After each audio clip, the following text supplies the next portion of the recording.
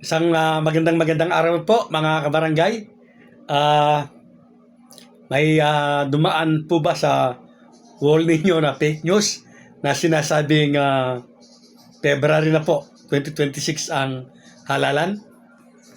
Siyempre po, bago po natin pag-usapan yan mga kabarangay, kayo po ay aking malugod na inaanyayahan na mag-subscribe. Pakiclick po ang notification bell at all para palagi po yung updated sa aking mga bagong videos. So yan nga po, mga kabarangay, marahil po ay may mga nakapanood or nakakita doon po sa nagsasabing ang halalan po ay magaganap sa February year 2026. Mga kabarangay, hanggang sa mga sandaling ito po, ang umiiral po na batas ang RA 12232 na nagtatakda po ng halalan sa November 2026. Bagamat ang RA 12232 po ay nakapetisyon, so yan po yung sinusunod po ng Korte Suprema, mga kabarangay.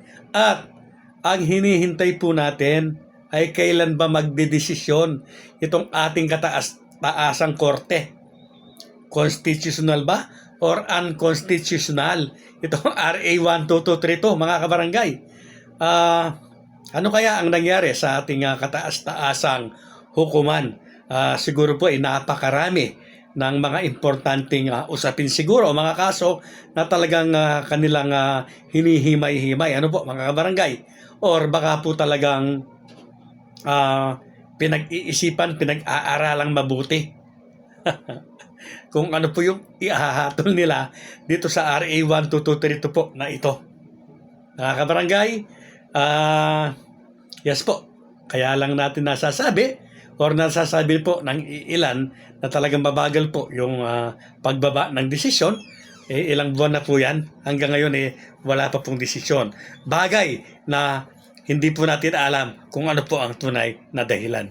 Kaya ang atin lamang pong magagawa ay maghintay, mga kabarangay. Bagamat noon pa po ay nai-content ko na ito na yung mga nagsulong po ng pagpupospon o ng RA 12232 na ito ay talaga pong alam nila, kalkulado na po nila na bagamat para po sa kanila dahil may mga pinag-aralan naman yan na talagang parang mahirap po na mapalusot ang postponement, pero dahil po sa kabagalan nga ng desisyon ng korte na nangyari na po noong nakaraan ay yan po yung talagang nagpalakas ng loob nila na pwede nilang ipasa ang batas na ito.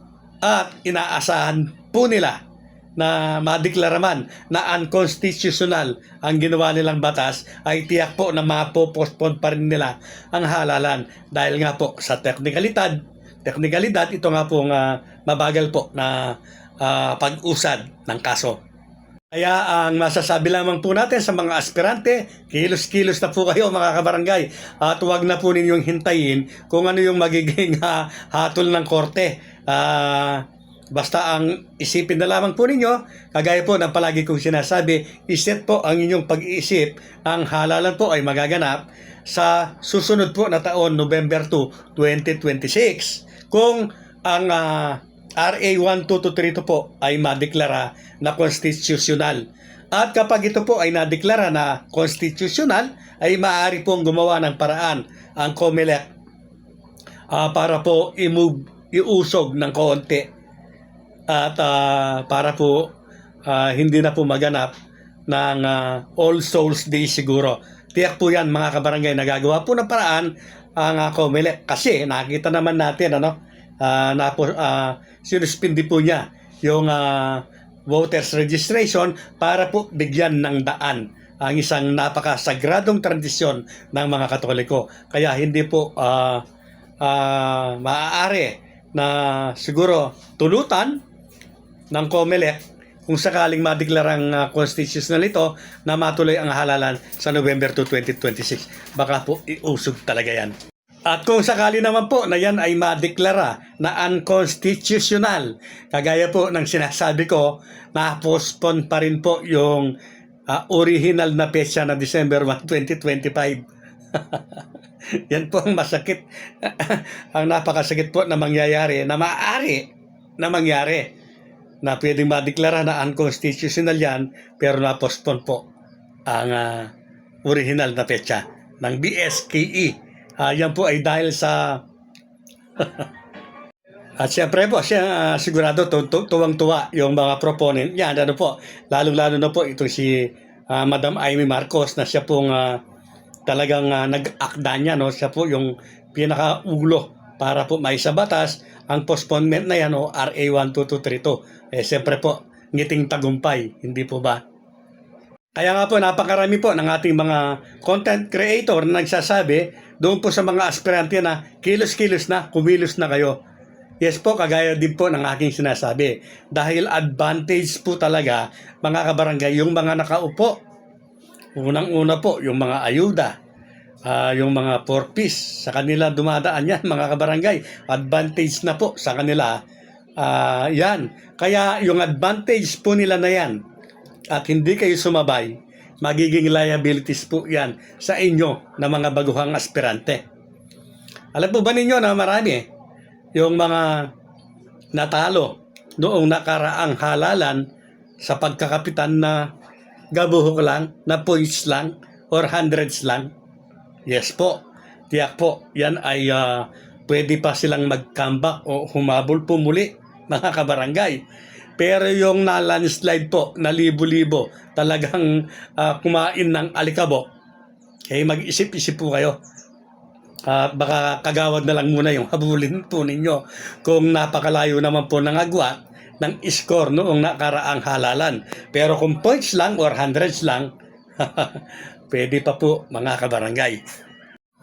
Kaya po yung mga barangay captains na nanalo by points lamang or hundreds lamang ay kapag hindi po kayo kumilos ng mabuti-buti o maganda, baka po may kalalagyan kayo. At yan nga po, ganun din naman doon po sa mga kakaunti lamang yung bilang ng pagkatalo nila, abay gumawa na kayo ng estratehiya. Mag-strategize na po kayo, mga kabarangay, para mapunuan ninyo yung inyong mga kakulangan. Bagamat meron po kasi ng mga lugar dito po sa amin, yung pong tinatawag po na INC factor. Yes po. May mga lugar po kasi dito sa amin na talagang kapag dala ka ng grupong yan ay napakalaki po ng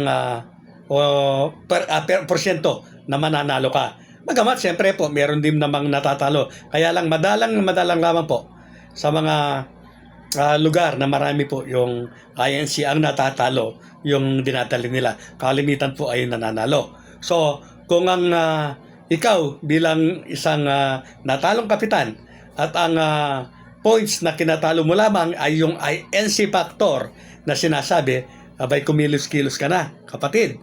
At dapat ma-impress mo yung INC para ikaw naman yung dalhin nila. So kapag ikaw ang dinali nila, malamang sa alamang, ikaw ang mananalo. Hindi ba?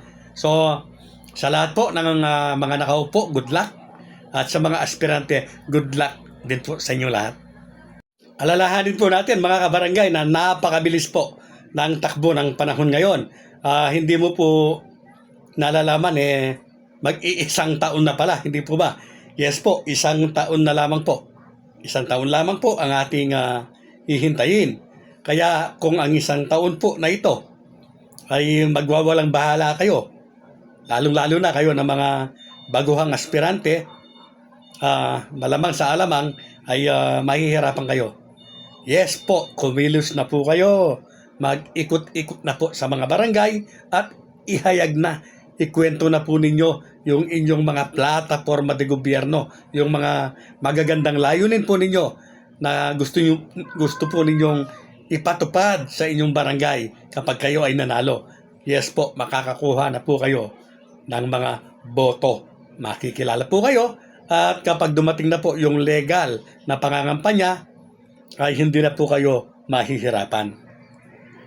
Maraming salamat po sa inyong lahat, sa lahat po ng mga sumusuporta po kay Coiners Ring. Maraming salamat po.